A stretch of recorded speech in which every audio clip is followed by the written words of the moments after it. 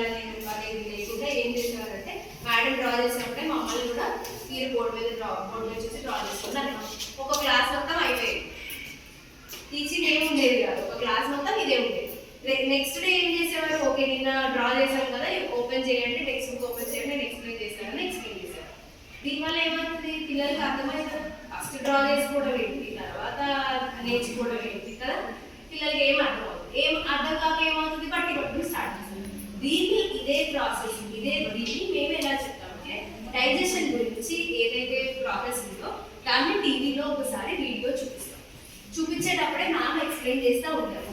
వీడియోని అక్కడ దగ్గర నుంచి ఒక పార్ట్కి వెళ్తున్న ప్రతిసారి మేడం పాజ్ చేస్తూ వీడియో పాజ్ చేస్తూ ఎక్స్ప్లెయిన్ చేస్తారు. సో దీనివల్ల చూసి నేర్చుకునే వాళ్ళు విని నేర్చుకునే స్టూడెంట్స్కి వచ్చారు. నెక్స్ట్ ఏం చేస్తారు,